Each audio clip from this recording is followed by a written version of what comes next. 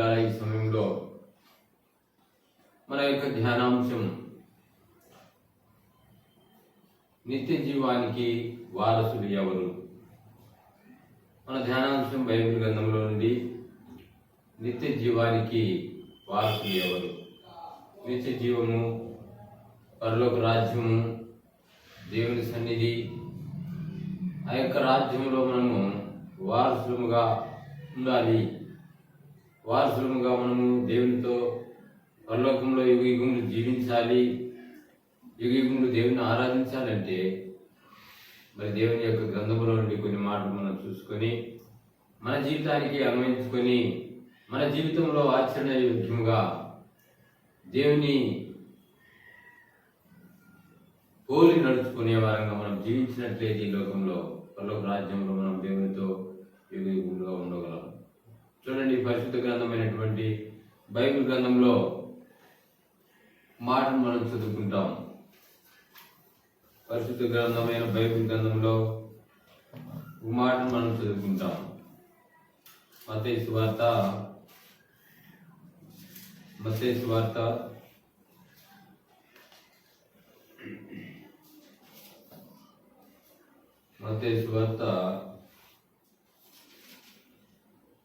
7వ అధ్యాయము 21వ వచనాన్ని చదువుకుంటాం. మత్తయి సువార్త 7వ అధ్యాయము 21వ వచనాన్ని మనము చదువుకుంటాం. ప్రభువా ప్రభువా అని నన్ను పిలుచు ప్రతివాడు పరలోక రాజ్యంలో ప్రవేశింపడు గాని పరలోకమందున నా తండ్రి చిత్త ప్రకారము చేయువాడే ప్రవేశించును. మరొకసారి చదువుకుంటాం. ప్రభువా ప్రభువా అని నన్ను పిలుచు ప్రతివాడును పరలోక రాజ్యంలో ప్రవేశింపడు గాని పరలోకమందున నా తండ్రి చిత్త ప్రకారము చేయువాడే ప్రవేశించును. ప్రియమైనటువంటి దేవుని బిడ్డలారా, దేవుని రాజ్యానికి నువ్వు చేరాలంటే దేవుని చిత్తాన్ని భూమి మీద ఉన్నప్పుడే దేవుని యొక్క మరి పనిని భూమి మీద ఉన్నప్పుడే నువ్వు ఎగిన వాడవైతే, ఆయన చిత్తము చొప్పున నీ జీవితాన్ని ఆయన అధికారం కిందికి నువ్వు వచ్చినట్లయితే దేవుడు తన చిత్త ప్రకారం ఎలా జీవించాలో దేవుడు నీకు జీవ గ్రంథం ద్వారా నేర్పేటువంటి వ్యక్తిగా ఉంటున్నాడు. కాబట్టి ప్రభుని నువ్వు ఎన్ని సంవత్సరాలు పిలిచినా, ఎన్ని సంవత్సరాలు ప్రార్థన చేసినా, ఎన్ని సంవత్సరాలు మనము దేవుని యొక్క మందిరానికి వచ్చినా, ఎన్ని సంవత్సరాలు మనం రక్షణ పొందినామని చెప్పుకుంటున్నా కూడా దేవుని చిత్తాన్ని భూమి మీద నువ్వు జరిగించకపోతే పరలోక రాజ్యంలో ప్రవేశింపలేవు. కనుక విశ్వాసం అనేది దేవుని వాక్యం వినుట ద్వారా వస్తుంది. వాక్యం వినుట ద్వారా నీ జీవితానికి మార్పు కలుగుతుంది. దేవుని చిత్తం నీలో జరిగించుటకు దేవుడు తన యొక్క పనిని నీ ద్వారా జరిగించుకుంటకు మరొక రాజ్యానికి నువ్వు ఎలా సిద్ధపడాలో నీకు నేర్పగలడు. అది బైబిల్ గ్రంథము, ఈ 66 పుస్తకాలతో కూడినటువంటి ఈ యొక్క పరిశుద్ధ గ్రంథము దేవుని యొక్క మనసు, దేవుని యొక్క చిత్తం, దేవుని యొక్క మర్మం మానవుని పట్ల ఏ విధంగా ఉందో ఈ గ్రంథాన్ని నువ్వు పఠించినట్లయితే, శ్రద్ధగా ఆలకించినట్లయితే ఆ పరలోక రాజ్యంలో, ఆ యొక్క వైకుంఠంలో, ఆ మహిమ కలిగినటువంటి ఆ పరలోక రాజ్యంలో నువ్వు ఉండబోతున్నావు. ప్రియమైనటువంటి దేవుని బిడ్డారా, ప్రభువా ప్రభువా అని నన్ను పిలుచు ప్రతివాడు పరలోక రాజ్యంలో ప్రవేశింపడు కానీ నా తండ్రి చిత్తము చేయబడే పరలోక రాజ్యంలో ప్రవేశించను. కాబట్టి ప్రియమైనటువంటి దేవుని బిడ్డలారా, యేసు ప్రభు శిష్యులు కూడా యేసు ప్రభు దగ్గరికి వచ్చి ఈ మాట అడుగుతూ ఉన్నారు. ఏమని అడుగుతున్నారు? మత్తయి సువార్త 18వ అధ్యాయము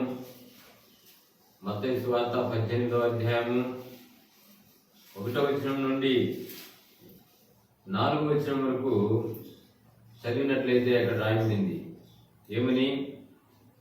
ఆ కాలంలో శిష్యులు యేసు వద్దకు వచ్చి పరలోక రాజ్యంలో ఎవడు గొప్పవాడని అడుగగా ఆయన ఒక చిన్న బిడ్డను తన ఎదుగు పిలిచి వారి మధ్యన నిలబెట్టి ఇట్లా నేను మీరు మార్పులోని బిడ్డల వంటి వారైతేనే కానీ పరలోక రాజ్యంలో ప్రవేశించరని మీతో నిశ్చయముగా చెబుతున్నాను. శిష్యులు యేసునొద్దకు వచ్చినారు. ప్రభువా, పరలోక రాజ్యంలో ఎవడు గొప్పవాడు? శిష్యులు 12 మంది శిష్యులు ఎప్పుడు యేసు ప్రభుతోనే మేము తిరుగుతున్నాము, యేసు ప్రభు చేసే అద్భుతాలు చూస్తున్నాము, యేసు ప్రభు శిష్యులుగా మేము పేరు ప్రఖ్యాతులు గాంచినాము. మమ్మల్ని మించినటువంటి మరి పరిస్థితులు, మమ్మల్ని మించినటువంటి మరి పరిచారకులు ఇంకెవరున్నారు? యేసుతో తిరిగినటువంటి మేమే కదా మొదట పరలోక రాజ్యం వెళ్ళాల్సినటువంటి వ్యక్తులు మేమే కదా అనే ఉద్దేశంతో మాలో పరలోక రాజ్యంలో ఎవడు గొప్పవాడుగా ఉంటాడు అని ఒకరినొకరు ఆలోచించుకున్నారేమో. యేసు ప్రభు దగ్గరకు వచ్చి అడుగుతున్నారు, ప్రభువా, పరలోక రాజ్యంలో ఎవడు గొప్పవాడు? యేసు ప్రభు తన శిష్యుల యొక్క హృదయాంతరంగంలో ఎరిగిన వాడు కనుక ఆయన ఈ యొక్క మరి క్రియారూపకమైనటువంటి ఈ యొక్క పరిస్థితిని అంతా కూడా చూపిస్తూ ఉన్నాడు. ఏం చెప్తున్నాడు? ఒక చిన్న బిడ్డను తన ఎద్దకు పిలిచినాడు. చిన్న బిడ్డను తన ఎద్దకు పిలిచి వారి మధ్యన నిలవబెట్టి ఎందుకు చిన్న బిడ్డను తీసుకున్నాడు? చిన్న బిడ్డలో ఉన్నటువంటి ఆ యొక్క మనసు, చిన్న బిడ్డలో ఉన్నటువంటి ఆ యొక్క మరి విధేయతలతో కూడినటువంటి మనస్సు, కల్లా కపటము ఎరగినటువంటి మనస్సు, శత్రువు మీద ద్వేషము, ఈర్ష్య, స్వార్థము, ఇలాంటి లక్షణాలు లేనటువంటి మనసు ఆ చిన్న బిడ్డలలో ఉంటుంది. అలాంటి కల్లా కపటం ఎరిగినటువంటి మనసు కలిగినటువంటి హృదయం చిన్న బిడ్డలలో ఉంటుంది. తగ్గింపు స్వభావం చిన్న బిడ్డలలో ఉంటుంది. కీడు చేసే స్వభావము చిన్న బిడ్డలకు ఉండదు. శత్రువు కొట్టినా దానికి ప్రతీకారవంతి గుణం ఉండదు. అలాంటి మెత్తని స్వభావము, వినయ స్వభావము, ఓర్పుతో కూడిన స్వభావము ఆ చిన్న బిడ్డలో ఉంటుంది. అలాంటి తగ్గింపు ఆ బిడ్డల వల్ల నువ్వు తగ్గించుకుంటే మార్పులది బిడ్డల వంటి వారైతేనే కానీ ఆ పరలోక రాజ్యంలో నువ్వు ప్రవేశింపలేవు. వీళ్ళు అడిగిన ప్రశ్న ఏంటి? ప్రభువా, పరలోక రాజ్యంలో ఎవడు గొప్పవాడు? యేసు ప్రభు చెప్తున్నటువంటి జవాబు ఏంటి? మీరు మార్పు నొందితేనే కదా, మీరు మార్పు నొందితేనే పరలోక రాజ్యంలో ప్రవేశింపరు. మార్పు నొందినప్పుడే నువ్వు పరలోక రాజ్యానికి ప్రవేశింపగలవు. కానీ పరలోక రాజ్యంలో ఎవడు గొప్పవాడని ఎందుకు అడుగుతావు? ముందు మీరు మార్పు నొందండి, బిడ్డల వంటి స్వభావాన్ని కలిగి ఉండండి. పరలోక రాజ్యంలోని ప్రవేశించడానికి ఈ చిన్న బిడ్డను మీకు సాదృశ్యంగా చూపిస్తున్నాను. ఇంకా మీలో ఏదైనా పరుగున్నట్లయితే మొదట మీరు పరలోక రాజ్యానికి ప్రవేశించడానికి ఆస్కారము ఉందో లేదో పరీక్షించుకోండి. మీరు మార్పులని బిడ్డల వంటి వారైతేనే కానీ పరలోక రాజ్యంలో ప్రవేశింపరని మీతో నిశ్చయముగా చెప్పుచున్నాను. 4వ వచనం, కాగా ఈ చిన్న బిడ్డ వలె తను తాను తగ్గించుకుని వాడెవడో వాడే పరలోక రాజ్యంలో గొప్పవాడు. ఈ చిన్న బిడ్డ వలె నువ్వు తగ్గింపు స్వభావం కలిగి జీవిస్తే, ఈ చిన్న బిడ్డ వలె కళ్ళ కపటం ఎరుగనటువంటి ఆలోచన హృదయాన్ని నువ్వు కలిగి ఉన్నట్లయితే మార్పు నుండి ఈ బిడ్డల వంటి స్వభావాన్ని నువ్వు ధరించుకుంటేనే మార్పు నుండి నీలో ఉన్నట్టు నీ హృదయంలో ఉన్నటువంటి భయంకరమైనటువంటి భేదాభిప్రాయ స్వభావం, ఈర్ష్య స్వభావం, శత్రువులు క్షమించలేని స్వభావం, ప్రతీకారవంచగలిగిన స్వభావం, ఇవన్నీ కూడా మనం పరలోక రాజ్యానికి చేరే విధంగా మరి చేయవు. ఈ క్రియలు నీలో ఉంటే పరలోక రాజ్యానికి నువ్వు వెళ్ళలేవు. ప్రియమైన దేవుని బిడ్డలారా, మార్పులంది బిడ్డలు వంటి వారైతేనే కానీ పరలోక రాజ్యంలో ప్రవేశింపరని మీతో నిశ్చయంగా చెబుతున్నాను. ఈ బిడ్డ వల్లే తను తాను తగ్గించుకుని వాడెవడో వాడే పరలోక రాజ్యంలో గొప్పవాడు. పరీక్షించుకుందాం. పరలోక రాజ్యానికి నువ్వు చేరాలంటే ఆ పరిశుద్ధ పట్టణం, ఆ మహిమగల పట్టణం, ఆ పరలోకంలో నీ కొరకు బంగారు వజ్ర వైడూర్యాలతో నిర్మించబడినటువంటి ఆ యొక్క శాంతి సమాధానాలు కలిగిన ఆ పట్టణంలో యుగ యుగాలు నిత్యం దేవుడి సన్నిధిలో నువ్వు జీవించాలి అని అంటే ఈ లోకంలో నువ్వు చిన్నబిడ్డ వలె కల్లా కపటం ఎరగనటువంటి మరి ఆత్మ సంబంధమైనటువంటి పరిశుద్ధతను నువ్వు కలిగిన నాడే ఆ పరలోక రాజ్యానికి అర్హులు, లేకపోతే అర్హులు కాదు. ఏమైనటువంటి దేవుని పిల్లారా, మత్తయి సువార్త 19వ అధ్యాయంలో మనం చూసినట్లయితే మత్తయి సువార్త 19వ అధ్యాయంలో 16వ వచనం నుండి 22వ వచనం వరకు వస్తే ఒక యవనస్తుడు యేసు ప్రభువునొద్దకు వచ్చి ఒక ప్రశ్న ఇస్తున్నాడు. ఒక ప్రశ్న అడుగుతున్నాడు. ఏమని? ఇదిగో ఒకడు ఆయన వద్దకు వచ్చి, బోధకుడా, నిత్య జీవం పొందుటకు నేనే మంచి కార్యం చేయవలెనని ఆయనను అడిగాను. నిత్య జీవం పొందుటకు నేనే మంచి కార్యం చేయవలెనని ఆయనను అడిగాను. అందుకు ఆయన, మంచి కార్యం గురించి నన్ను ఎందుకు అడుగుతున్నావు? మంచివాడొక్కడే. నీవు జీవములో ప్రవేశింపగోరిన ఎడల ఆజ్ఞలను గైకొనమని చెప్పాను. అతడు ఏ ఆజ్ఞలని ఆయన అడుగగా, యేసయ్య, నరహత్య చేయవద్దు, వ్యభిచరించవద్దు, దొంగలేవద్దు, అబద్ధ సాక్ష్యం పలకవద్దు, తల్లిదండ్రులను సన్మానించుము, నిన్ను వలె నీ పొరుగు వారిని ప్రేమింపవలెను అనునవియే అని చెప్పాను. అందుకు ఆ యవనుడు, ఇవన్నీ నేను అనుసరించుతూనే ఉన్నాను, ఇకను నాకు పదవేమని ఆయనను అడిగాడు. ఆ యవనస్తుడు అడుగుతున్నాడు, నిత్య జీవానికి నేను చేరాలంటే, నిత్య జీవానికి నేను వారసుని కావాలంటే ఏ మంచి కార్యం చేయాలి? నువ్వు నిత్య జీవానికి వారసుని కావాలనుకుంటున్నావు, ఇదిగో ఈ ఆజ్ఞలు నువ్వు పాటించు. ఈ ఆజ్ఞలు నువ్వు పాటించినట్లయితే నువ్వు నిత్య జీవానికి వారసుడు అవుతావు. ఏమిటి ఈ నిత్య జీవం చేరడానికి, ఏమిటి నిత్య జీవానికి వారసుడు అవ్వడానికి? ఈ ఆజ్ఞలు నువ్వు పాటించినట్లయితే, యేసు చెప్పినాడు, ఈ ఆజ్ఞలు నువ్వు పాటించని. ఎవరుడు అంటున్నాడు, ఈ ఆజ్ఞలు నేను బాల్యం నుండే పాటించుకున్నాను, ఈ ఆజ్ఞలు నేను మొదటి నుండి పాటిస్తూనే ఉన్నాను, ఇక నాకు పదవేముంది అంటున్నాడు. ఆ యవనస్తుని మనసు ఎరిగినటువంటి యేసు ప్రభు మరలా ఇంకొక మాటను తెలియజేస్తున్నాడు. ఏమని తెలియజేస్తున్నాడు? అందుకు యేసు, నీవు పరిపూర్ణుడు ఒకటకు కోరిన ఎడల పోయి నీ ఆస్తి అమ్మి బీదలకిమ్ము, అప్పుడు పరలోక రాజ్యంలో నీకు ధనము కలుగును, నీవు వచ్చి నన్ను వెంబడించుమని అతనితో చెప్పాను.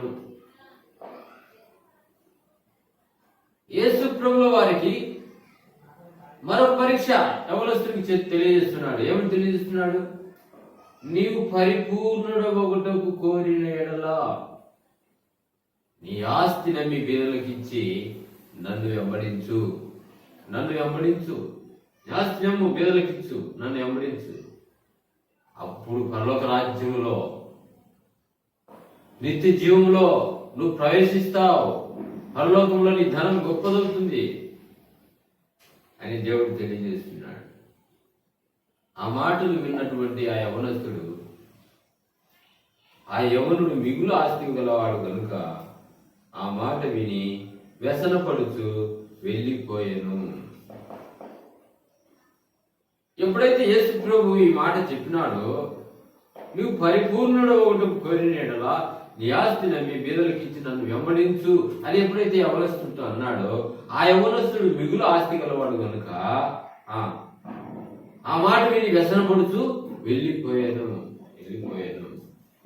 ప్రియమైన దేవుని బిడ్డలారా, నిత్య జీవానికి నువ్వు వారసుని కావాలంటే, పరలోక రాజ్యంలో నీకు వారసత్వం ఉండాలి అంటే, దేవునితో యుగాలు నువ్వు జీవించాలి పరలోకంలో అని నీ నిశ్చయత అయితే, ఇదిగో ఆ యవనస్తుడితో చెప్పినాడు, ఆజ్ఞలు పాటించు, నువ్వు పరిపూర్ణుడు ఒకటికు నువ్వు కోరినట్లా నీకు దేవుని కంటే ఎక్కువగా దేని ప్రేమిస్తున్నావో దాన్ని వదిలిపెట్టు, అప్పుడు వచ్చి నన్ను వెంబడించు, అప్పుడు పరలోకంలో నీకు ధనము గొప్పదిగా ఉంటుంది, పరలోక రాజ్యంలో నిత్య జీవములో నువ్వు ప్రవేశిస్తావు, వారసునివైతావు అని యేసు ప్రభు చెప్పినప్పుడు ఆ యవ్వనస్తుడు మిగులు ఆస్తి గలవాడు కనుక, మరి ఈ ఆస్తి పోతే ఇంకేముంది ఈ లోకంలో అని చెప్పేసి ఆస్తి మీదనే దృష్టి పెట్టుకొని, ఆ యొక్క సంపద మీదనే దృష్టి పెట్టుకొని యేసు ప్రభు వెంబడి తిరిగితే ఏమొస్తుంది అని ఆ ధనం వైపే చూచి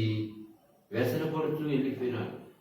ఇప్పుడు అతనికి నిత్య జీవానికి వారసుడు కావాలంటే, మరి నిత్య జీవాన్ని పొందుకోవడానికి తనకు ఒకటి అడ్డం వచ్చింది. ఏమిటి అడ్డం? తనకున్నటువంటి ఆస్తి, తనకున్నటువంటి ధనం, తనకున్నటువంటి హోదా, ఘనత అడ్డం వచ్చినాయి.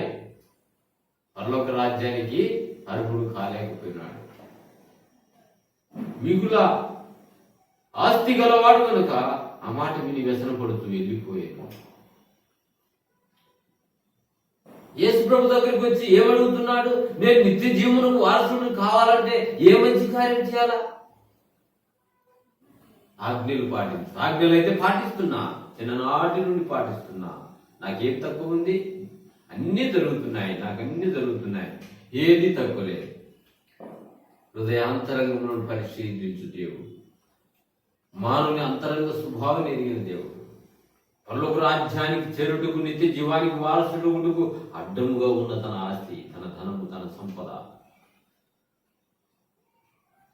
తన స్థితిని తనకు తెలియజేసినప్పుడు ఆ యొక్క సేవ వద్దు, ఆ యొక్క యేసు యొక్క మరి పరిచారకుని ఉండాల్సిన పని లేదు, నా ధనమే నాకు ముఖ్యం అనుకున్నాడు. వ్యసన పడుతూ వెళ్ళిపోయాడు. ఇప్పుడు నిత్య జీవానికి వారసుడుకు మరి అతడు సిద్ధముగా లేకపోయినాడు. తన ఆస్తిని చూసుకుని వెళ్ళిపోయాడు. ఇప్పుడు అతడు నిత్య జీవానికి వారసుడు కావాలి అంటే తన ఆస్తిని మీ బెదరికి ఇస్తేనే, యేసు ప్రభువుని వెంబడిస్తేనే ఆ నిత్య రాజ్యానికి వారసుడు కావాలి. మిగుల ఆస్తి గలవాడు కనుక ఆ మాట విని వ్యసనపడుతూ వెళ్ళిపోయాడు. కాబట్టి ఇప్పుడు అతను పరలోక రాజ్యానికి వెళ్ళడానికి ఎలాంటి అర్హత లేదు. ఒక దినం చనిపోయినాడు, నరకంలో యుగయుగులు కాలుతున్నాడు. తన ఆస్తి, తన అంతస్తు, తన డబ్బు తను కాపాడిందా? నిత్య జీవానికి తీసుకుని వెళ్ళిందా? లేదే.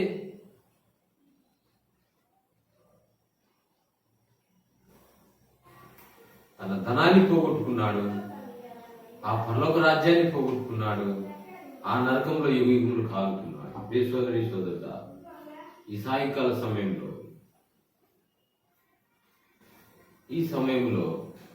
నిత్య జీవాన్ని నువ్వు చేరుకోవాలంటే, నిత్య జీవానికి నువ్వు వారసుడు కావాలి అని అంటే,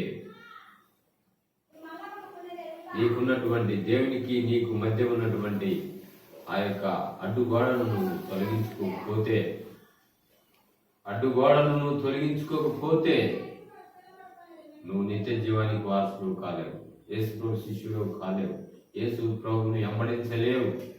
ఈ లోకంలో ఆ ధనవంతుడైన యవనస్తుల వలె ధనాన్ని పోగొట్టుకుంటావు, పరలోక రాజ్యాన్ని పోగొట్టుకుంటావు.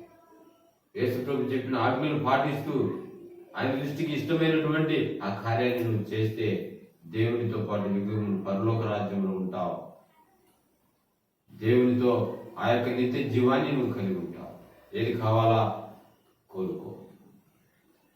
నిత్య జీవానికి వారసుడు కావాలంటే దేవునికి నీకు ఉన్నటువంటి ఆ మధ్య ఉన్నటువంటి నీ ఆస్తి, నీ హోదా, నీ ఘనత, నీ యొక్క ధనమా, ఏది దేవునికి నీకు అడ్డంగా ఉందో దాన్ని తొలగించుకుంటేనే నువ్వు పరలోక రాజ్యానికి చేరగలవు. ప్రియమైనటువంటి దేవుని బిడ్డలారా, నిత్య జీవానికి వారసుడు కావాలంటే నిత్య జీవంలో నువ్వు ప్రవేశించాలంటే యవనస్తుడి వలె, ఆ శిష్యుల వలె యేసునందుకు వచ్చినప్పుడు మీరు మార్పు నుండి బిడ్డల వంటి వారైతేనే కానీ పరలోక రాజ్యంలో ప్రవేశింపరు. ఈ చిన్న బిడ్డ వల్ల ఎవడైతే తగ్గించుకుంటాడో వాడు మాత్రమే పరలోక రాజ్యంలో గొప్పవాడు అని చెప్పిన రీతిగా నీ జీవితంలో తగ్గింపు స్వభావం, ఆత్మ సంబంధమైన మనస్సు నీలో ఉన్నట్లయితే ఆ చిన్న బిడ్డ వలె నీ యొక్క మృదుత్వం కలిగినటువంటి, కళ్ళకపటం ఎరగినటువంటి ఆ మనసు నువ్వు కలిగి దేవునిలో నువ్వు స్థిరముగా నిలిచి జీవించినట్లయితే అప్పుడు పరలోక రాజ్యంలో నిత్య జీవానికి నువ్వు వారసుడవుతావు. లేకపోతే వారసుడు కాలేవని యేసు ప్రభు శిష్యులకు ఖండితంగా చెప్పినాడు. ఈ ధనవంతుడైన యవనస్తుడికి ఖండితంగా చెప్పినాడు. మరి నీ పరిస్థితి ఏంటి? వాక్యం వింటున్నటువంటి దేవుని బిడ్డలారా, ఈ లోకం అశాశ్వతమైనది. ఒక దినం ఈ లోకాన్ని దేవుడు కాల్చివేయబోతున్నాడు. ఈ లోకంలో నీ జీవితం ఒక యాత్ర లాంటిది. మన శరీరంలో దేవుడు పెట్టినటువంటి దీపం, యెహోవా పెట్టిన దీపం మన శరీరంలో ఉన్నంత కాలం మన శరీరం దేవునికి ఆలయమై ఉన్నది. ఈ ఆలయంలో ప్రభు నివసిస్తున్నాడు. భూమి మీదికి నిన్ను ఎందుకు పంపినాడు, ఏ పని కొరకు పంపినాడు, ఏ ఉద్దేశం కొరకు పంపినాడు, ఏ విధంగా నువ్వు దేవుని మహింపరచాలా, ఏ విధంగా దేవుని కొరకు బ్రతకాలా, అన్ని కూడా బైబిల్ గ్రంథంలో దేవుడు లిఖితంగా రాయించి ఇచ్చినాడు. ఈ మర్మాన్ని పక్కన పెట్టి మన సొంత చిత్తానుసారంగా మనం భూమి మీద జీవిస్తున్నాం. అందుకే పరలోక రాజ్యాన్ని పోగొట్టుకుంటున్నాం. దేవుని చిత్తాన్ని మనము తెలుసుకోకుండా, దేవుని చిత్తాన్ని ఎరగకుండా, దేవుని కొరకు బ్రతకకుండా ఈ లోక సంబంధమైనటువంటి లోకానికి యొక్క లక్షణాలకు గురై, పాపానికి గురై. అందుకే దేవుని గ్రంథం సెలవిస్తుంది రోమ 3:23 ప్రకారం, ఏ భేదం లేదు, అందరూ పాపం చేసి దేవుడు అనుగ్రహించి మహిమను పొందలేకపోతున్నారంట. రోమ 6:23 ప్రకారం పాపం వల్ల వచ్చే జీతం మరణం రాయబడింది. అదే నిత్య నరకం. ఆ నరకమే యుగ యుగాలు మండే అగ్ని గుండం అంటాయి. ఏది కావాలో భూమి మీద ఉన్నప్పుడే దేవుడు నీకు అవకాశం ఇచ్చినాడు. శిష్యులు అడిగిన ప్రశ్నకు దేవుడు జవాబు చెప్పినాడు. ధనవంతుడైన యవనస్తుడు అడిగిన ప్రశ్నకు దేవుడు జవాబు చెప్పినాడు. ధనవంతుడు పేరు రేపుతున్నాడు. పరలోక రాజ్యానికి వెళ్ళడానికి నీకు దేవునికి మధ్యగా ఏమి అడ్డముందో దాన్ని గుర్తించు. దేవుని కొరకు ప్రయాసపడు. దేవుని స్వార్థ ప్రకటించు. దేవుని ఆజ్ఞలు పాటించు. దేవుని యొక్క పనిని చేయి. దేవునికి ఇష్టమైన కార్యాలు చేయి. అప్పుడు నువ్వు పరలోక రాజ్యంలో దేవునితో యుగాలు ఉండబోతున్నావు. ప్రియమైన దేవుని బిడ్డలారా, మత్తయి సువార్త 5వ అధ్యాయంలో 5వ అధ్యాయం 22వ వచనాన్ని మనం చూసినట్లయితే, నేను మీతో చెప్పినది ఏమనగా, తన సహోదరుడి మీద కోపపడు ప్రతి వాడు విమర్శకు లోనగును, తన సహోదరుని చూసి వ్యక్తుడా అని చెప్పువాడు మహాసభకు లోనగును, ద్రోహి అని చెప్పువాడు నరకాగ్నికి లోనగును. నిన్ను వల్ల నీ శత్రువును ప్రేమించకపోతే నువ్వు నరకానికి పాత్రుడు అని బైబిల్ గ్రంథం చదివిస్తా ఉంది. ఒక స్త్రీని మోహపు చూపుతో చూసి ప్రతివాడు అప్పుడే తన యందు ఆమెతో వ్యభిచారం చేసిన వాడు రాయబడింది. పరలోక రాజ్యానికి నువ్వు ఎలా చేరగలవు? నిన్ను వల్ల నీ పొరుగు వారిని ప్రేమించలేకపోతున్నావు. నిన్ను వల్ల నీ పొరుగు వారి మీద మరి సహోదర ప్రేమ చూపించలేకపోతున్నావు. దేవుని ప్రేమ చూపించలేకపోతున్నావు. నిన్ను వల్ల నీ పొరుగు వారిని ద్వేషిస్తున్నావు. నీ పొరుగు వారి యొక్క బలహీనతను ఎరిగి వారిని దోచుకుంటున్నావు. ఇవన్నీ కలిగిన నీవు నిత్య జీవానికి వారసుడు ఎలా అవుతావు? హృదయం అన్నిటికంటే మోసకరమైనది, అది ఘోరమైనటువంటి వ్యాధి కలది. దాన్ని గ్రహింపగలవాడేవాడు? అలాంటి మోసకరమైన హృదయం కలిగి ఉంటున్నా ప్రతి మనుష్యుడు. కాబట్టి ప్రియమైనటువంటి దేవుని బిడ్డలారా, అందుకే ప్రభువా ప్రభువా అని పిలిచి దేవుని ఆయాస పెడుతున్నామేమో. తండ్రి చిత్తం చేయకుండా, తండ్రి ఆజ్ఞలు పాటించకుండా నేను పరలోక రాజ్యం చేస్తానని ఆచార సంప్రదాయ బద్ధముగా ఆదివారం క్రమం తప్పకుండా మందిరానికి రావడం వల్ల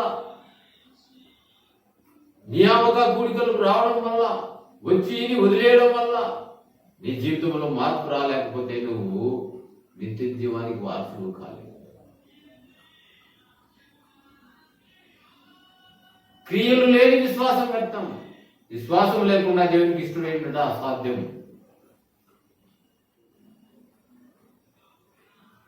ఎప్పుడైతే వాక్యం వింటావో, వాక్యం విని దాని ప్రకారం నువ్వు క్రియాపూర్వకంగా నీ జీవితాన్ని మలుచుకున్నట్లయితే, దేవుని వాక్యం వింటు ద్వారా నీకు విశ్వాసం కలుగుతూ ఆయన సన్నిధిలో, ఆయన అడుగుజాడల్లో, ఆయన చెప్పిన మాటల ప్రకారం నడుచుకుంటూ ఉన్నట్లయితే పరలోక రాజ్యంలో నువ్వు ప్రవేశింపగలవు. తండ్రి చిత్తాన్ని నెరవేర్చేటువంటి బిడ్డగా నువ్వు జీవించగలవు. 1 యోహాను పత్రిక 3వ అధ్యాయం 15వ వచనంలో చూడండి. 1 యోహాను పత్రిక 3వ అధ్యాయం 15వ వచనాన్ని మనం చదివినట్లయితే అక్కడ రాయబడింది, విశ్వాసులలో జరిగే భయంకరమైనటువంటి పాపాలు. ఇది అందరిలో ఉంటుంది. ఈ పాపం తెలియదు. ఇది పాపం అని తెలియకుండా బ్రతుకుతున్నటువంటి సమాజం. నేను వాక్యంలో వెలుగులోనికి వెళ్ళి ఆయన మర్మాన్ని నువ్వు తెలుసుకొని, వాక్యం మర్మంలో ఏముందో, నేను ఎలా జీవించాలా, ఎలా పెరగాల, ఎలా నేను దేవుని పని చేయాలా, ఎలా నేను దేవుని ఆజ్ఞలు పాటించాలా ఎరగక నిత్య జీవాన్ని కావాలనుకోవడము నీ జీవితంలో మూర్ఖపు లక్షణం అన్న సంగతి గుర్తుపెట్టుకో. 1 యోహాను పత్రిక 3వ అధ్యాయం 15వ వచనంలో రాయబడింది చూడు, తన సహోదరుని ద్వేషించువాడు నరహంతకుడు. ఏ నరహంతకుని యందును నిత్య జీవం ఉండదని మీరు ఎరుగుదురు. ఏ నరహంతకుని యందు నిత్య జీవం ఉండదని మీరు ఎరుగుదురు. తన సహోదరుని ద్వేషిస్తేనే వాడు నరహంతకుడు అని రాయబడింది. నువ్వు నిత్య జీవానికి వారసుడు ఎలా అవుతావు?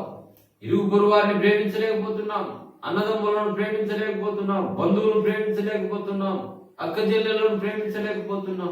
వారి మీద ఎల్లప్పుడూ ఈర్ష్యపు చూపులు, ద్వేషపు, ఆస్తి విషయంలో కానీ, తగాద విషయంలో కానీ, అంతస్తు విషయంలో కానీ, ఘనత విషయంలో కానీ, ఏదో ఒక విషయంలో నీ సహోదరుని మీద నువ్వు ద్వేషం పెంచుకున్నట్లయితే నువ్వు నిత్య జీవానికి వారసుడు కాదు, నువ్వు నరహంతకుడు అని రాయబడింది. ప్రకటన 21:8వ వచనంలో రాయబడింది, నరహంతకుడు, అబద్ధికుడు, వ్యభిచారులు, మాంత్రికులు, విగ్రహారాధికులు అందరూ అగ్నిగంధకములతో మండుగుండంలో పాలు పొక్కులు పొందుతారు. ఇది 2వ మరణం అని రాయబడింది. తప్పించుకుంటామా? ఈ సహోదరుడు ద్వేషిస్తే నువ్వు నిత్య జీవానికి వారసుడు కాలేవు. మరి నువ్వు నరహంతకుడని బైబిల్ గ్రంథం చదివిస్తా ఉంది. నరహంతకుడు నరకానికి పాత్రుడని బైబిల్ గ్రంథం చదివిస్తా ఉంది. ఇదే 1 యోహాను పత్రిక 4వ అధ్యాయం 1 యోహాను పత్రిక 4వ అధ్యాయం 20వ వచనం మనం చూసినట్లయితే అక్కడ రాయబడింది, ఎవడైనను నేను దేవుని ప్రేమించుతున్నానని చెప్పి తన సహోదరుని ద్వేషించిన ఎడల అతడు అబద్ధికుడగును. తాను చూచిన తన సహోదరుని ప్రేమింపని వాడు తాను చూడని దేవుని ప్రేమింపగలడు? ప్రేమింపలేడు. ప్రేమైన దేవుని బిడ్డలారా, నేను దేవుని ప్రేమించుతున్నానని చెప్పి తన సహోదరుని ద్వేషించిన ఎడల అతడు అబద్ధికుడు. అబద్ధికులందరూ అగ్ని గంధకములతో మండు గుండములో పాలు పొంపులు పొందుదురు.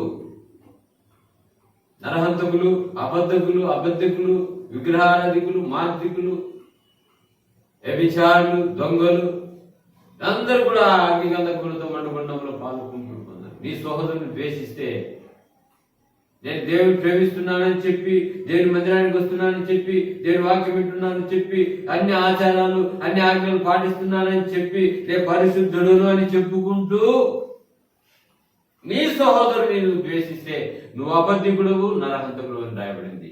అబద్ధికులు, నరహంతకులు నిత్య జీవానికి వారసులు కానేరరు. బైబిల్ గ్రంథంలో దేవుడు మన కొరకు రాయించినటువంటి మాట. యాకోబు పత్రిక 2వ అధ్యాయం 10వ వచనంలో రాయబడింది, ధర్మశాస్త్రమంతయు గైకొనియు ఒక ఆజ్ఞ విషయంలో తప్పిపోయిన ఎడల ఆజ్ఞలన్నిటి విషయంలో నువ్వు అపరాధిని బైబిల్ గ్రంథం చదివిస్తా ఉంది. నిత్య జీవానికి నువ్వు ఎలా వారసుడు కాగలవు? ఒక్క ఆజ్ఞ విషయంలో తప్పిపోయినా సరే నువ్వు నిత్య జీవానికి వారసుడు కాలేవు. తన సహోదరుని దేశించిన నరహంతకుడు రాయబడింది. తన దేవుని ప్రేమించుతున్నానని చెప్పి తన సహోదరుని దేశించిన వాడు అబద్ధికుడు అని రాయబడింది. వీళ్ళందరూ కూడా నిత్య జీవాన్ని స్వతంత్రించుకోలేరు. వారికి నరకము కాచుకొని ఉంది. తన నోరు తెరుచుకొని అపరిమితముగా తన నోరు తెరుచుకొని పాతాళం ఎదురు చూస్తూ ఉంది పాపమునందరిని మింగడానికి. కాబట్టి నువ్వు దేవుని ప్రేమిస్తున్నానని చెప్పి ఈ విధంగా నువ్వు జీవిస్తే, ఈ విధంగా నీ బతుకును కొనసాగిస్తే నువ్వు దేవుని దృష్టిలో వేషధారివి అని కూడా రాయబడింది. వేషధారులకు పరలోక రాజ్యంలో స్థానం లేదు. ప్రియమైనటువంటి దేవుని బిడ్డలారా, ఈ యొక్క సమయంలో మన యొక్క ధ్యానాంశం నిత్య జీవానికి వారసుడు. కాబట్టి నిత్య జీవాన్ని నువ్వు చేరుకోవాలంటే, పరలోక రాజ్యం నువ్వు చేరుకోవాలంటే భూమి మీద ఇలాంటి పాపాలను కలిగి ఉన్నట్లయితే నిత్య జీవాన్ని చేరుకోలేవు.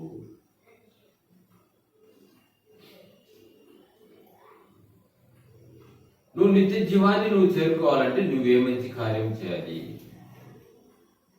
నువ్వు దేవుని రాజ్యం చేరాలంటే ఏ మంచి కార్యం చేయాలి?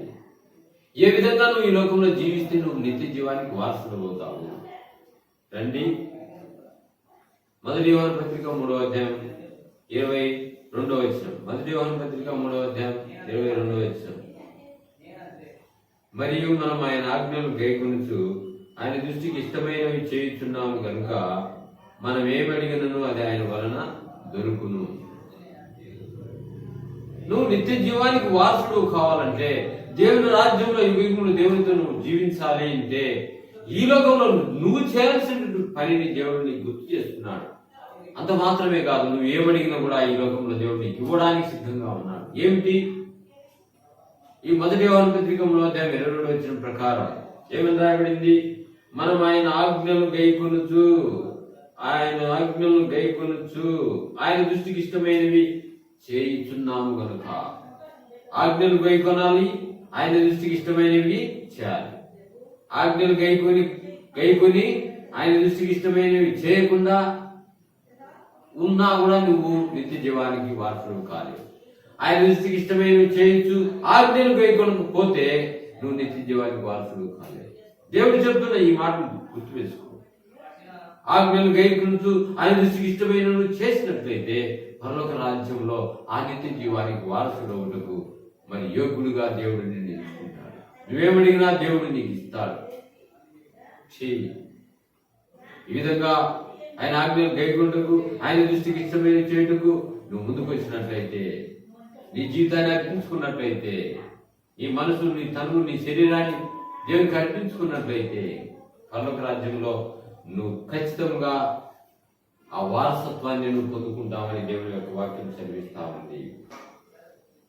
యేసు ప్రభు కూడా ఈ లోకంలో ఉన్నప్పుడు తండ్రి చిత్తాన్ని అలా నెరవేర్చినాడు ఒకసారి మనకు దేవుడు తెలియజేస్తున్నాడు. చూడండి, మార్కు సువార్త 1వ అధ్యాయం 38వ వచనం. మార్కు సువార్త 1వ అధ్యాయం 38వ వచనం. మార్కు సువార్త, మార్కు గారు రాసిన సువార్త 1వ అధ్యాయం 38వ వచనం. మార్కు గారు రాసిన సువార్త 1వ అధ్యాయం 38వ వచనం. ఆయన ఇతర సమీప గ్రామంలోను నేను ప్రకటించినట్లు వెళ్ళుదము రండి, ఇందు నిమిత్తమే కదా నేను బయలుదేరి వచ్చినని వారితో చెప్పాను. ఎందుకు వచ్చినాడు ప్రభువైన యేసుక్రీస్తు లోకానికి? ఇతర సమీప గ్రామములలోను నేను ప్రకటించున్నట్లు వెళ్ళుదము రండి, ఇందు నిమిత్తమే కదా నేను బయలుదేరి వచ్చినని వారితో చెప్పాను. నేను ఎందుకు వచ్చినాను ఈ లోకానికి? ఎందుకు జీవిస్తున్నాను ఈ లోకంలో? తండ్రి చిత్తం నెరవేర్చుటకు కదా. ఏమిటి తండ్రి చిత్తం? ఇదిగో ఇతర సమీప గ్రామాల్లోకి వెళుదాం రండి, ఆయన స్వార్థను ప్రకటిస్తాం రండి, దేవుని యొక్క సాక్ష్యాన్ని అనేకులకు తెలియజేస్తాం. రండి, దేవుని యొక్క మర్మాన్ని అనేకులకు తెలియజేద్దాం. రండి, ఇందు నిమిత్తమే కదా నేను ఈ లోకానికి వచ్చి తిని. ఈ లోకంలో ఉన్నప్పుడు యేసు ప్రభు తండ్రి చిత్తాన్ని మాత్రమే చేయగలుగుతూ వచ్చినాడు. తండ్రికి ఇష్టమైన కార్యాలు మాత్రమే భూమి మీద చేయగలుగుతూ వచ్చినాడు. తండ్రి పనిని ముగించినాడు. పిలుస్తున్నాడు తన శిష్యులందరినీ, రండి ఇతర సమీప గ్రామంలోకి వెళుతాం, సువార్త ప్రకటిస్తాం. ఇందు నిమిత్తమే కదా నేను ఈ లోకానికి వచ్చింది. తండ్రి మనసును బయలుపరచుడు కదా ఈ లోకానికి వచ్చింది. తండ్రి ఆజ్ఞలను బయలుపరచుడు కదా నేను ఈ లోకానికి వచ్చింది. తండ్రి కార్యాన్ని నెరవేర్చుడు కదా ఈ లోకానికి వచ్చింది. సర్వమానవాళి పాపాల కొరకు బలి చేయడానికి కదా నేను ఈ లోకానికి వచ్చింది. సర్వమానవాళి కొరకు రక్తం కార్చడానికి ఈ లోకానికి వచ్చాను కదా. సర్వమానవాళి కొరకు నా ప్రాణాన్ని ఆ శిలువలో అర్పించడానికి ఈ లోకానికి వచ్చినాను కదా. ఈ యొక్క మరణాన్ని జయించి మూడో దినాన తిరిగి లేవడానికి లోకానికి వచ్చాను కదా. ఎందుకు వచ్చినా నేను? సర్వ మానవాళిని ఆ నిత్య జీవానికి చేర్చుట కొరకే, సర్వ మానవాళిని ఆ పాపం నుండి విమోచించుట కొరకే, సర్వ మానవాళిని నరక శిక్ష నుండి తప్పించుట కొరకే.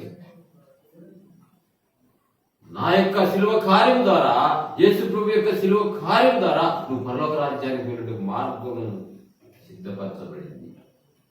యేసు ప్రభు లోకానికి రాకపోతే, యేసు ప్రభు మనకు రక్షణ సాధించకపోతే మనకు మోక్ష రాజ్యానికి వెళ్ళే మార్గమే లేదు. కాబట్టి యేసు నేనే మార్గము, నేనే సత్యము, నేనే జీవము, నా ద్వారా తప్ప ఎవడును పరలోక రాజ్యానికి ఇచ్చాడు అని దేవుడు ఖండితంగా తెలియజేసినాడు. సోదరుడా, చూడండి, యేసు తండ్రి చిత్తాన్ని నెరవేర్చినాను అని చెప్తున్నాడు. యోహాను సువార్త 17వ అధ్యాయం, యోహాను సువార్త 17వ అధ్యాయం, యోహాను సువార్త 17వ అధ్యాయం, యోహాను సువార్త 17వ అధ్యాయం 4-5 వచనాలు. యోహాను సువార్త 17వ అధ్యాయం 4-5 వచనాలు యేసు ప్రభు చెప్తూ ఉన్నటువంటి మాటలు చూడండి. చేయుటకు నీవు నాకు ఇచ్చిన పని నేను సంపూర్ణముగా నెరవేర్చి భూమి మీద నిన్ను మహిమపరిచి తిని. తండ్రి, లోకము పుట్టక మునుపు నీ యొద్ద నాకు ఏ మహిమ ఉండెనో ఆ మహిమతో నన్ను ఇప్పుడు నీ యొద్ద మహిమపరచుము. తండ్రికి ప్రార్థన చేస్తున్నాడు. ఎవరికి ప్రార్థన చేస్తున్నాడు? తండ్రి, చేయుటకు నీవు నాకు ఇచ్చిన పని సంపూర్ణముగా నెరవేర్చి భూమి మీద నిన్ను మహిమపరిచి. లోకము పుట్టక మునుపు నాకు ఎట్టి మహిమ ఉన్నదో ఆ మహిమతో నన్ను ఇప్పుడు నీ యొద్ద మహిమపరచుము. ప్రార్థన చేస్తున్నాడు. తండ్రికి చెప్తున్నాడు, నువ్వు నాకు ఏ పని అయితే అప్పగించినావో, ఏ పరిచయం అయితే అప్పగించినావో, ఏ సంఘ దర్శనం అయితే నాకు అప్పగించినావో, ఏ స్వార్థ అయితే నాకు అప్పగించినావో అంతా కూడా భూమి మీద నేను సంపూర్ణముగా నెరవేర్చి నిన్ను మహిమపరుస్తుంది. లోకం పుట్టక మునుపు ఉన్నటువంటి ఆ మహిమ నాకు మరలా దయచేయి ప్రభువా తండ్రి అని తండ్రిని వేడుకుంటున్నాడు. ఎవడు నిత్య జీవానికి వారసుడు కాగలడు? ఎవడయ్యా నిత్య జీవానికి వారసుడు? తండ్రి చిత్తాన్ని నెరవేర్చేవాడు, తండ్రి పనిని నెరవేర్చేవాడు, తండ్రి ఆజ్ఞలు నెరవేర్చేవాడు వాడు మాత్రమే పరలోక రాజ్యానికి అర్హుడు అని జీవగ్రంథం మనకు తెలియజేస్తా ఉంది. ప్రియమైనటువంటి దేవుని బిడ్డలారా, ఎవరు పరలోక రాజ్యానికి వారసుడు? పరలోక రాజ్యానికి వెళ్ళడానికి నీకున్న అర్హతలేంటి? జీవగ్రంథంలో దేవుని యొక్క చిత్తాన్ని నెరవేర్చు, దేవుని ఆజ్ఞలు పాటించు. ఈ రెండు చేసిన నాటి నుండి చేసిన నీ జీవితంలో స్థిరపరచుకున్నట్లయితే, యేసు ప్రభు వలె దేవుడు నీకు ఇచ్చిన పనిని నువ్వు సంపూర్ణంగా నెరవేర్చినట్లయితే ఆ పరలోక రాజ్యంలో గొప్పవాడుగా ఉంటావు. మరి నిత్య జీవానికి వారసుడు అవుతావు. ఇంకా కూడా చివరిగా ఒక మాట చదువుకుని ఇంకా ఏ విధంగా నువ్వు పరలోక రాజ్యానికి మరి వారసుడు అవుతావు అని మనం చూసినట్లయితే చూడండి రోమీయులకు రాసిన పత్రిక 8వ అధ్యాయము 17వ వచనం. రోమీయులకు రాసిన పత్రిక 8వ అధ్యాయం 17వ వచనంలో రాయబడింది. చూడండి 17వ వచనంలో, మనము పిల్లలమైతే వారసులము, అనగా దేవుని వారసులము. క్రీస్తుతో కూడా మహిమ పొందుటకు ఆయనతో నువ్వు శ్రమ పడిన ఎడల క్రీస్తు తోడి వారసునివైతావు. క్రీస్తుతో కూడా నువ్వు శ్రమ పడిన ఎడల ఆయన తోడి వారసత్వం క్రీస్తుకున్నటువంటి వారసత్వ హక్కు నీకు కూడా తండ్రి అయిన దేవుడు అనుగ్రహించడానికి సిద్ధంగా ఉన్నాడు. యేసు ప్రభువుకు తండ్రి ఏమైతే అప్పగించినాడో, యేసు ప్రభువుకు పరలోకమును భూమి మీద సర్వాధికారాన్ని ఏ విధంగా అయితే ఇచ్చినాడో, ఆయనతో పాటు నువ్వు శ్రమ అనుభవించిన ఎడల క్రీస్తు తోడి వారసుడు అవుతావు. ఈ గొప్ప మర్మాన్ని నువ్వు తెలుసుకున్నట్లయితే నిత్య జీవానికి వారసుడు అవుతావు. కాబట్టి నిత్య జీవానికి వారసులు ఎవరు అనే దానికి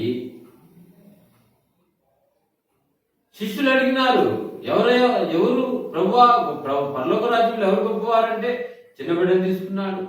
ఈ చిన్న బిడ్డ వలె ఎవరు తగ్గించుకుంటాడో వాడా పరలోక రాజ్యంలో గొప్పవాడు అన్నారు. యవనస్తుడు వచ్చినాడు, ప్రభువా నిత్య జీవానికి వారసుని కావాలి, నేనే మంచి కార్యం చేయాలన్నాడు. నీకున్నటువంటి ధనాన్ని నువ్వు వదిలిపెట్టి నన్ను వెంబడించన్నాడు.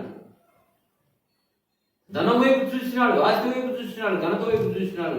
యేసును వదిలిపెట్టి వెళ్ళిపోయినాడు. చనిపోయిన తర్వాత తన ధనాన్ని తన వెంబడి రాలేదు, పరలోక రాజ్యము చేరలేదు, రెండు పోగొట్టుకున్నాడు. దేవుని ఆజ్ఞలు అయితే పాటిస్తున్నాడు కానీ దేవుని చిత్తాన్ని అయితే చేయడం లేదు. ఈనాడు ఎక్కువ మంది దేవుని బిడ్డలుగా చెప్పుకునేటువంటి అనేక మంది ప్రజల విషయంలో ఇదే పద్ధతి నడుస్తూ ఉంది. దేవుని పని చేసే వాళ్ళు దేవుని ఆజ్ఞలు పాటించడం లేదు, దేవుని ఆజ్ఞలు పాటించే వాళ్ళు దేవుని చిత్తాన్ని చేయడం లేదు. ఇది చేయకపోయినా నువ్వు నిత్య జీవానికి వారసుడు కాలేవు.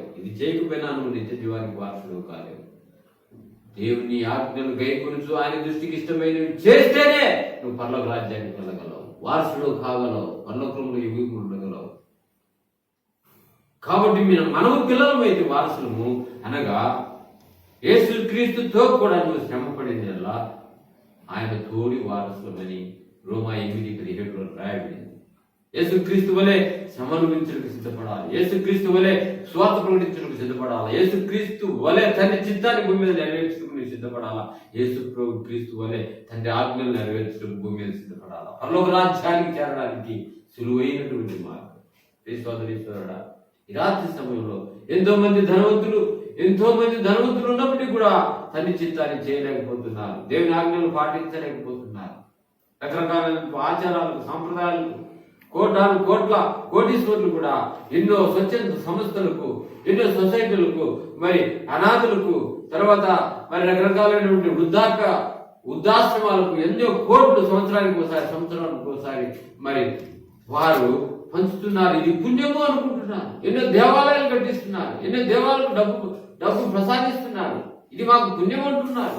కాదు, నిజమైన రక్షణ అది కాదు.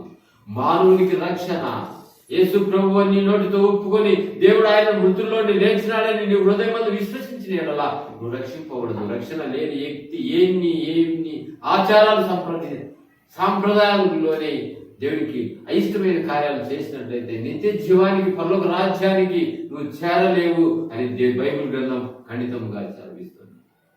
రకరకాలైన వ్యక్తులు